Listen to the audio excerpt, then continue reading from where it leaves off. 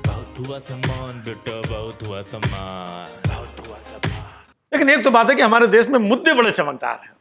अभी चुनाव के पहले राम मंदिर का मुद्दा चल रहा था और अब हनुमान जी आ गए।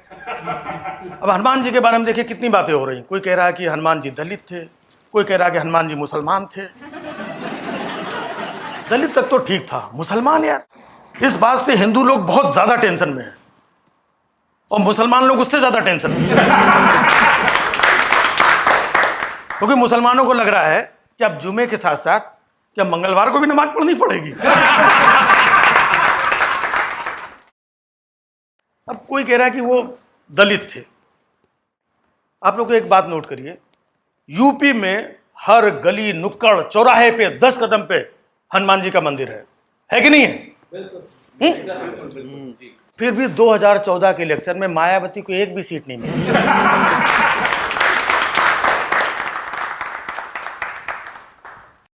इसका मतलब यह हुआ कि हनुमान जी दलित तो नहीं थे, वरना अपनी बहन जी के साथ कोई ऐसा करता है?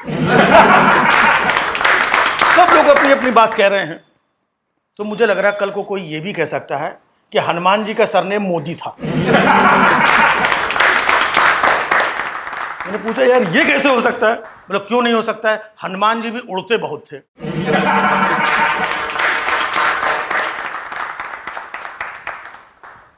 तीसरा बंदा बोला नहीं नहीं वो ये सब नहीं, वो हनुमान जी थे, वो सुषमा स्वराज के खानदान से थे। सुषमा स्वराज के खानदान से कहां हो गए? कहने लगे देखो हनुमान जी ने वो जमाने में जो काम किया था सुषमा जी आजकल वही कर रही हैं, पड़ोसी मुल्क में फंसे हुए लोगों को निकाल के भारत वापस ला।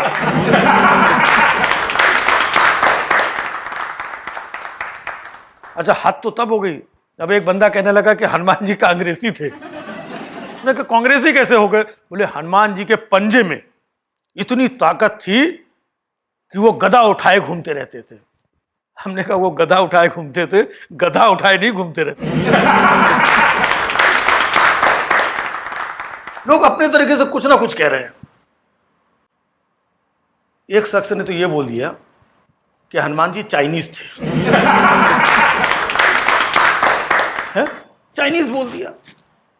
जब सब लोग बोल रहे हैं तो मुझे तो लग रहा है कि कल को पड़ोसी मुल्क भी बोल सकता है कि हनुमान जी घुसपैठिए थे। और पड़ोसी मुल्क का मतलब मैं आपको बताता हूं सिर्फ पाकिस्तानी नहीं होता है, मैं श्रीलंका की बात कर रहा हूं।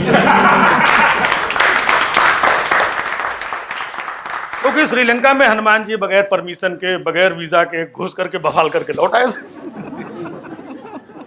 फिर भी लोग मानते नहीं, बोलते नहीं नहीं नहीं नहीं हनुमान जी मोदी ही थे। हमने कहा कैसे? बोले हनुमान जी संजीवनी बूटी लेने गए थे पहाड़ के ऊपर, उनको समझ में नहीं आया कि संजीवनी बूटी कौन सी है, तो क्या किया था उन्होंने? पूरा पहाड़ उठा लाए थे। मोदी जी ने भी वही किया। उनको काला धन निकालना था, समझ में नहीं आया कहां से निकालना, पूरे देश के नोट बंद कर दिए।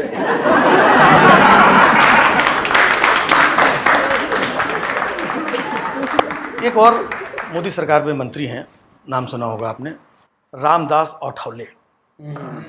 बड़े कमाल के मंत्री हैं, अकेली पार्टी है, अकेले सांसद रहते हैं, खुद ही मंत्री बन जाते हैं। फिर कुछ भी बोलते रहते हैं। नहीं ये जो बाकी लोगों ने बोला है कि हनुमान जी दलित थे तो बेस बात को बरोबर बोलते हैं, मैं हनुमान जी दलित थे। नहीं बोला आपसे किसने बोला? नहीं मेरे को कोई कुछ बोलता नहीं है, मैं अपने मन से ही बोलता है।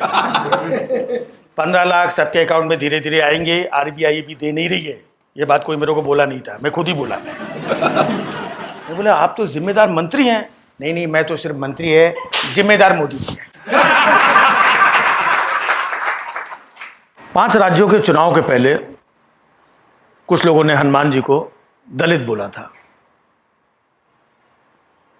5 राज्यों के जो चुनाव के परिणाम रिजल्ट्स 11 दिसंबर को आए और आप कैलेंडर उठा के दिन देख लीजिए, उस दिन मंगलवार था। हनुमान जी बोलते नहीं है, डायरेक्ट उठा के पटक देते। लोग कहते हैं मोदी सरकार ने काम नहीं किया, मोदी सरकार ने काम नहीं किया। मोदी सरकार ने वो काम किया है जो 70 सालों में क्या 700 सालों में किसी ने नहीं किया। बताइए, हनुमान जी की जाति और धर्म दोनों पता लगा। अच्छा कमाल की बात ये देखिए, हनुमान जी के बारे में इतना कुछ बोला गया, लोगों ने सुन लिया, लेकिन लोग गालियां मुझे देंगे कि शर्म नहीं आती? तू भगवान के नाम पे कॉमेडी कर रहा है। अब आप सोचिए, भगवान के नाम पर, भगवान के ऊपर कॉमेडी कौन कर रहा है? मैं कर रहा हूं या वो लोग कर रहे हैं? इसलिए अब बहुत होशियार रहने की जरूरत है, क्योंकि जो पॉलिटिशियन भगवान को जाति और धर्म में बांट सकते हैं, उनके लिए हम और आप क्या चीज। शानदार शानदार। तब कहना पड़ता है बहुत हुआ। हुआ सम्मान बेटा, बहुत हुआ सम्मान।